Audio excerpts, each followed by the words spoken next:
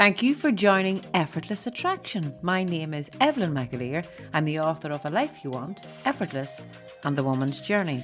I'm a life coach, business mentor, and inspirational speaker. And my greatest value is making a difference in people's lives. So I hope through these podcasts, I can make a difference to your life.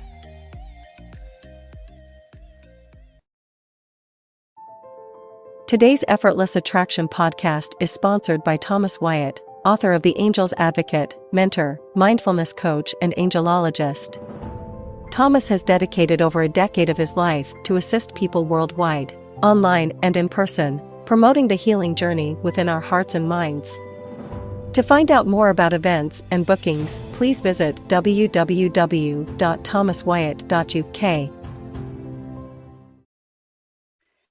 Thank you, ladies and gentlemen, for joining another Effortless Attraction podcast. And today I am joined by Ben Kerr. Today's show is called The Bright Lights of the West End, and I'm delighted to have Ben here. I'm going to read a little bio, and when I say a little bio, it's the shortest bio I have ever received. Ben Kerr had trained at the Guildford School of Acting, and since graduating, he has performed in productions across London's West End, UK and European tours, and his credits include The Rocky Horror Show, The Beautiful Game, Wonderland, and Matilda. Now, our Ben is from County Armagh, and he's now in the big city of London. Ben, you are most welcome today. Oh, thank you for having me. You know, when I got this bio, and I said, this is the shortest bio I've ever got.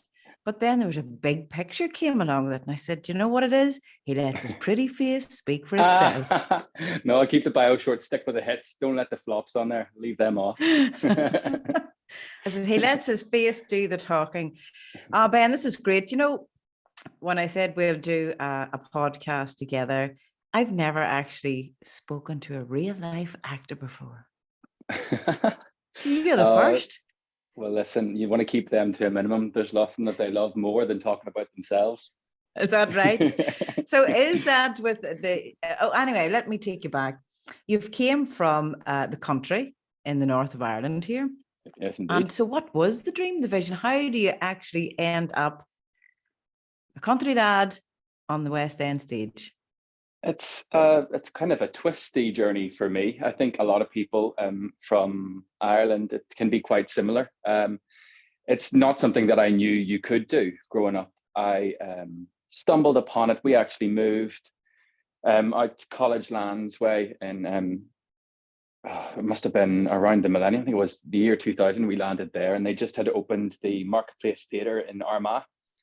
And I can't remember how I got wind of it. Maybe it was through school, but they were holding sort of open auditions for a production of The Wizard of Oz.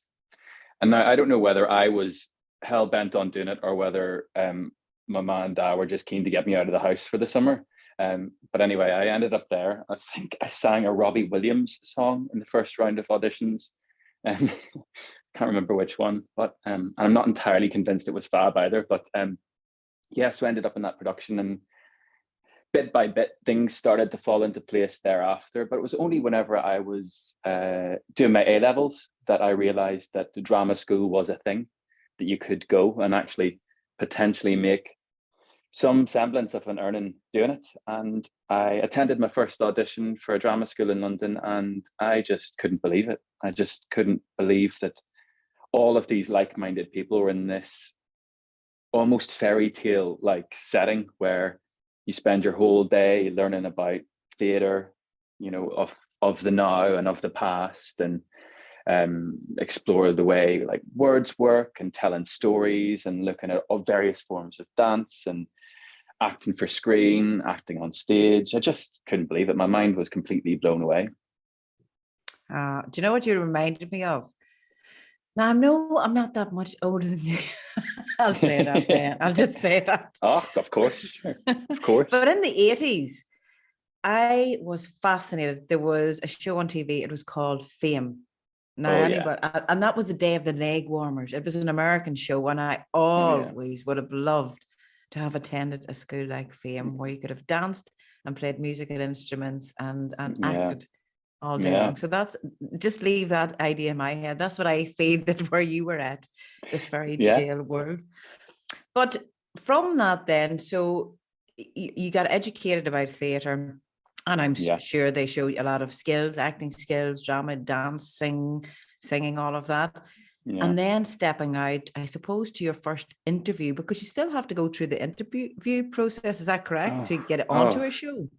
You're taught, like, one of the things that are sort of one of the first things that are imparted to you in these places is that your job is actually not to be an actor. Your job is to audition. You are a professional auditionee, because very quickly you learn that the bulk of your time is spent doing precisely that. And it's about learning how to roll with rejections in huge volumes, learning how to fail and recover. And I guess it tests you. So basically that whole idea is instilled into you. So the fame paradigm actually gets knocked down very quickly the minute you start drama school. And it's a lot about building up that sort of thickness of skin. And yeah, that was definitely the case for me. So I had a fantastic time at drama school. It was brilliant. An amazing 3 years, met some incredible friends, and left and absolutely lost my head. It knocked me for six. And I'd say probably the first full year after I'd graduated from drama school, I was completely overwhelmed with the whole thing. It took me a long time to get my head around it, and I guess to find my rhythm within it. Do you even find so you had a whole lot of adjustments there? You were coming from the sticks in the country, you're heading to the city, and funny, that was a question I was going to ask you, what you said, that you had to deal with rejection, and that's even in life in general. How do you manage? Do you see it as rejection, or how does it end up building you or breaking you? I think you learn to for me, and a lot of the people that I've met along the way in the world of work that have inspired me most have been people who have tried to teach me bit by bit that your best weapon against it all is self-worth. And I didn't really understand that as a concept. I certainly, growing up, I was definitely, I don't know, I feel like I was somebody who never wanted to outwardly celebrate myself, never wanted to be cocky. That would have been the worst thing in the world, sort of unthinkable, really. And it's not that. That's not what self-worth is, or not the self-worth that I was sort of seeing around me. It's about knowing that art it's not easily quantifiable. Some person's incredible idea of an incredible performance is very different to the next. And every time you're in front of those panel of people, sometimes after doing 2 to 3 months worth of auditions, maybe 10 different rounds, learning lots of scripts, working and working and working, and then getting a big fat no, learning that it's not necessarily that I am not enough, it's that I'm not part of this thing, and finding the sort of the strength within yourself to know that whenever something is right for you, that it's coming, and to celebrate the little victories along the way rather than being too set on something. I think you have to be quite fluid with it, essentially. And it's like a lot of different jobs, I guess. You come into it and you have all of these ideas about what it is you'd love to do, and the show and the role you'd love to play, and the way that you think your career is going to go, because of course you're going to be a huge deal and everyone's going to want to take you on. But actually now, looking back, and I'd love to think that I've still got a good long way to go. I found my way to those things that I really wanted to do, but it just wasn't necessarily the way or in the time that I thought it would happen. So ultimately, the rejection thing is about it builds up with time. At the beginning, it hits much harder. But as you get a feel for the industry and how it works, and sometimes it can be the color of your eyes, it can be how tall you are, it can be that your range is too low or too high in your singing voice. I guess ultimately you don't take it personally. Yeah, and it's not normally about your talent or your skill. They perhaps have a certain image of a person that they want to play a role of something. Yeah, the very, very first sort of, I guess, big role that I was up for was a play at the Donmar, which is in the West End.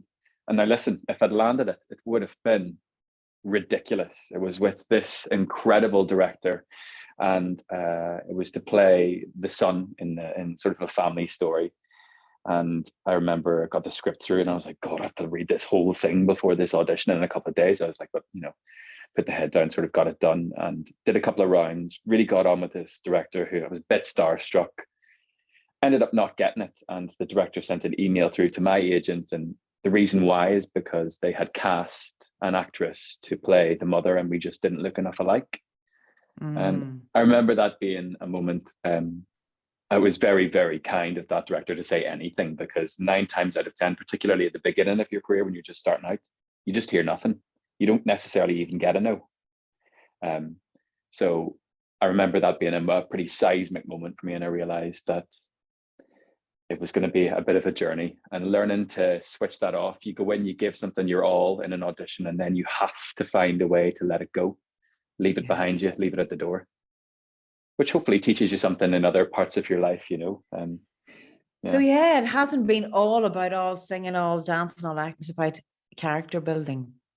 The main character of your life, which is you. Yeah, well, yeah, and sometimes that can be a tough one, but yeah.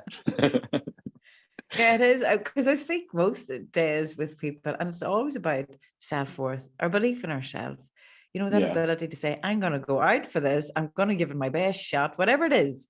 Yeah, absolutely. But I'm not going to allow fear to permit me or to hold me back. That's 100% it. You just have to know that you have to be ready to throw everything at something. And I think the minute that you stop that, or the minute you stop wanting it less, everything becomes so much more difficult. So you've just got to like white knuckle hold on to the belief that,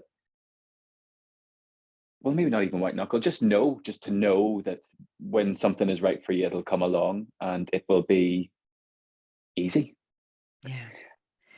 And I think, when we would hear people saying, I'm going to head off to the West End the night for a show. I've seen 2 shows, but it was a big fancy thing to head to London. I think I went and saw Dirty Dancing and maybe Blood Brothers or somewhere else too. Yeah. But the show was all about making a difference. And the likes of yourself, Ben, you do make a difference by your performance, by your talents, by your gifts. And I always I've spoke about this the other day on a podcast show.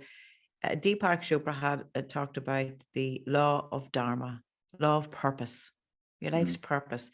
You're unique for your unique gifts and talents and abilities. There's always a unique need. And when those two are matched, that's where the magic, that's where everything really comes about. Yeah. But the audience is sitting watching the performers, yourselves, on the stage, and we see it and we feel it, and you bring that, you involve people, and we're all there. And there is a lot of work, as you say, goes on behind the scene. Do you realize that you do make an impact or make a difference to people's lives? Yeah, there's yes, and I mean, like everyone gets complacent every now and again, and every now and again I would find myself, particularly if we can be in shows sometimes 2 years, and you're doing that same show 8 times a week, and I'm definitely in the past, in various moments, I've been guilty of falling into that rhythm of it's just another day at work, because it is your working day.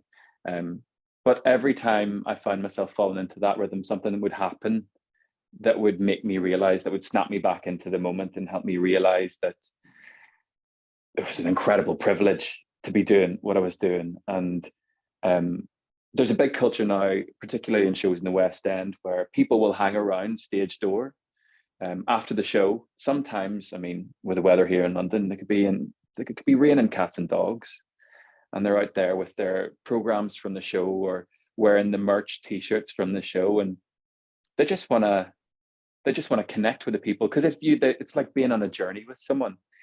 And I am the worst culprit. I'll sit and I will watch a play or a musical, and the tears will be tripping me. I will be so involved with the story, almost to the point where you wouldn't want to be sat next to me. And I completely get that, because whenever I get to the end of that, God, I feel like, oh, I just love to chat to that actor to talk about like how they found that thing or what it was that made them make that choice. And I guess those connections, and that's ultimately what it's all about. It's by telling the story. That's the absolute most important part. But then people find facets of that story that connect to their lives.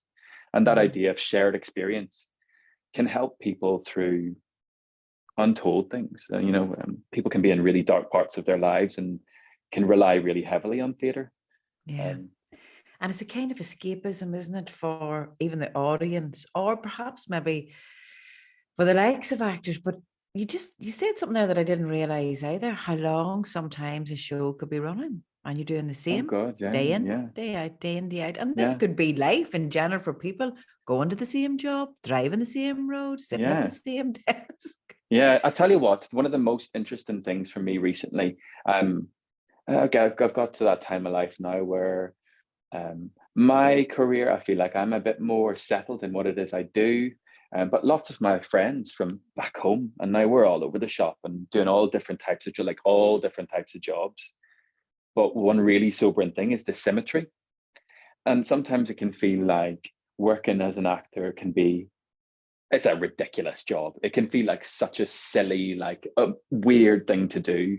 But actually, the parallels are there no matter what sphere you're working in. I've got friends who work in recruitment and corporate jobs. One of my best mates is working in medicine and civil engineering and all of these, what I would call proper jobs.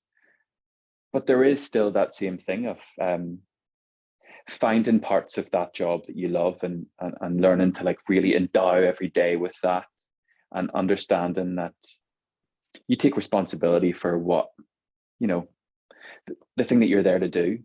And we all have those days when we sort of can disconnect. It's about knowing when that's happening and then being able to bring yourself back to it, I guess.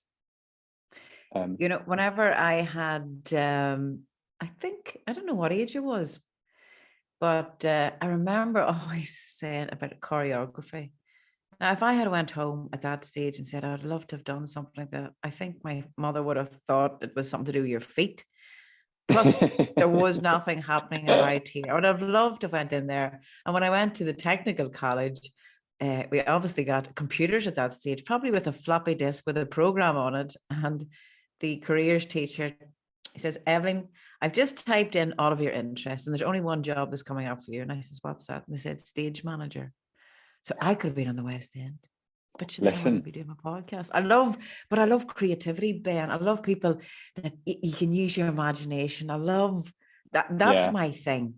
Yeah. Creating. There is something super unique with getting to the end of a day when you have been able to exercise that part of yourself. And actually, the interesting thing about West End theatres, isn't always that way.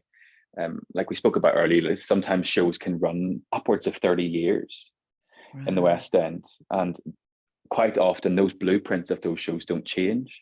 So when you take a job in the West End, you take a role in the West End, you will be, to varying degrees, allowed to make your changes to make the character right for you. But it can feel sometimes a bit like painting by numbers until you're allowed to bring a bit of yourself to it. But in the world of theatre, when writers and choreographers and composers create new work, that I guess the end point is that they will be on this West End stage. They do workshops and they'll get actors in sort of at the late stages of that to see it come to life in front of them. And at that point, actors can go wild, like throw ideas into the ring, like try the scene this way, let's actually put that scene somewhere else. Let's see if we can incorporate a bit of movement into that sequence. That stuff is amazing. And whenever you see people, some of like the really amazing people in this industry, I could just sit and watch them all day. They're incredible. Just this natural.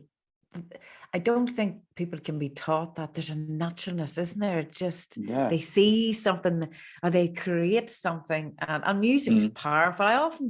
I've said, what would a world be like without music? I would not want to experience world without music. If that was taken, and that's the importance of it. We're always listening in some form. I guarantee you somebody's listening to music every second of the day, whether it's to relax you, get you into a good mood. It reminds you of things. It brings a feeling to you. Yeah. Absolutely. And that's the beauty of the theatre and the West End stage. And people like yourself, Ben, have these wonderful gifts. And I always say, thank you, Ma and Dad, for kicking him out to Armagh Marketplace. So Yeah. what the shows, what you've done, the Rocky Horror Show, The Beautiful Yeah. Game, Wonderland, and Matilda. Yeah, there's a few. There has been a few others along the way, but I think those were the ones that probably were the most commercial, I guess, the biggest, and the ones that I was in for the longest period of time. Um, our lives as actors tend to be quite varied. We have spent a good long time in long running shows, but also there are ones that sometimes will run for a few weeks, or sometimes there are ones that never actually make it to the stage. You find yourself doing bits and pieces for TV, or short gigs that can be even corporate gigs. But those shows, I think, are the ones that I've spent the most time in. Yeah. Is there a lifespan? Because your body's going through so much. And as you say, if shows are running for a long period of time and you're doing a lot of dancing and that, the body's taking it. Oh So my is God, there a absolutely. span on it? 100%. I mean, it's sort of there. I have a few friends in the ballet world, and actually, even in that world, there's been a lot of changes. Like scientific advancements are definitely extending people's careers, definitely. But my last role in the West End was really physical, and whilst I was in the show, I hit 30, and that's not old, obviously, but I don't know that I would have been able to do another contract, because they can be incredibly physical. And obviously our job is to do the same thing every single night. That means you can't take it easy. Everything is full out with feeling, because those people have paid for those tickets, and you can't sell anyone short. And built into almost all shows in the West End is a whole schedule of physiotherapy. Just the only aim of that physiotherapy is to keep you able. And you can be going into a show, you could be covered in that physiotherapy KT tape to just keep that shoulder where it's meant to be, keep those knees braced. And that's part of the job. You learn to do that. And I guess a big part of it, and a big part of, like, I guess, a dance training, is you become quite fluent in pain and what's okay and what's not okay in terms of pain. Learning to listen to your body. Yeah, and that's something that took me a long time to do. I was just hell for leather, and then until something was hanging off. But So you were floored. yeah, absolutely. But yeah, there is certainly for that kind of role. If you're having to fulfill an ensemble role, an ensemble cover role in a show that has a lot of dance, absolutely. And I mean, Matilda, if you take Matilda, for example, the stage is raked. So it's not What even does like you're raked dancing. mean? So raked means it's like angled towards the audience. So it improves the view Okay. from all parts of the auditorium.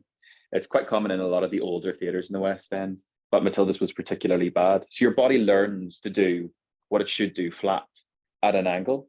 So if you imagine doing that 8 times a week for 2 years, the imbalances that start to build up, you'd walk into I physio. just had a vision of you walking down the street afterwards and nothing. I was saying, "That boy's full drunk," but he's like, Yeah. "I'm just after coming off a stage."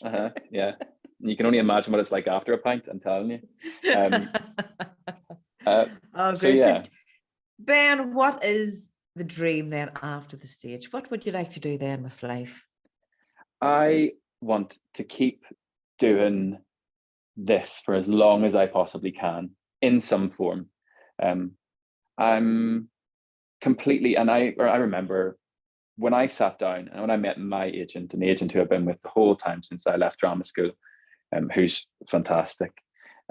Part of that interview was, where do you see yourself in 5 years? And my answer was kicking myself afterwards, because I thought I should have come up with something much more creative. And I just said, I just want to do this.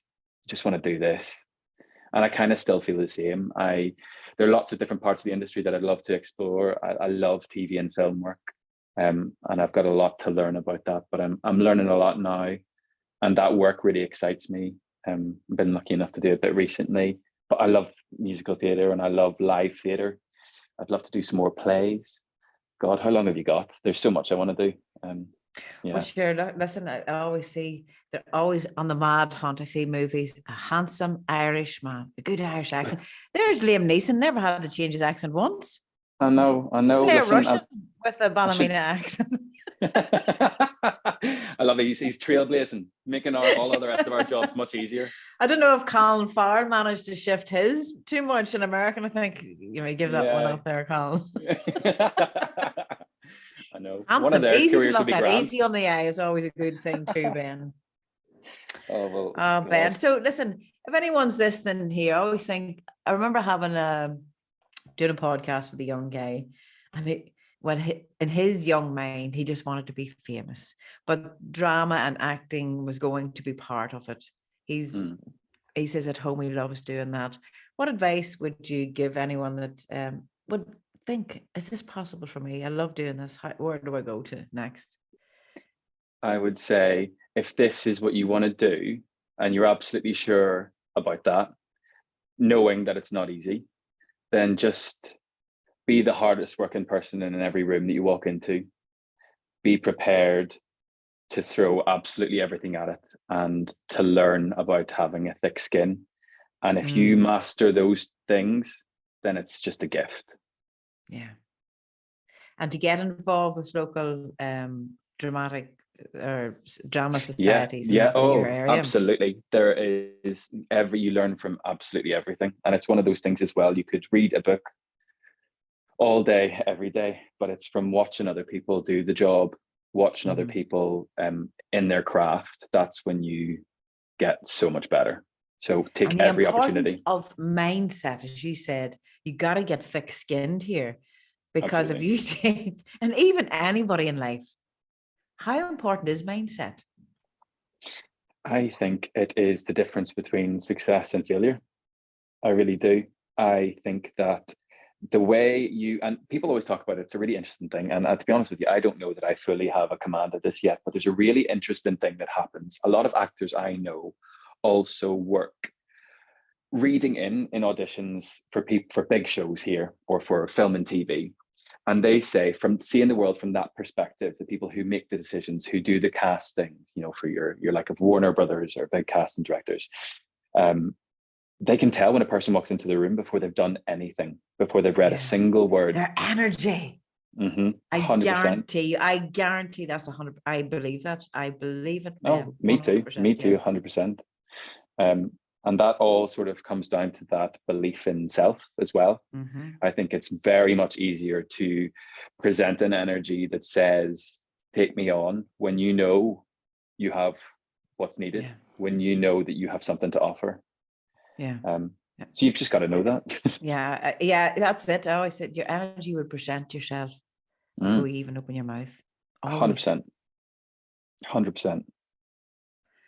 Well, there we go. See, I love when I get back to the energy. It's all about the vibrations, the frequencies. Keep yourself up there, get a thick skin, have a good mindset, and use your gifts and your talents and abilities to make a difference to the world. Imagine if we could all do that.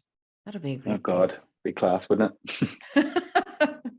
Ben Kerr, I am going to say thank you so much for your time. Anyone wants to follow Ben's story, you'll find him on Instagram and he's on Facebook. Thank you, Ben. Thank you so much for having me. It's been great.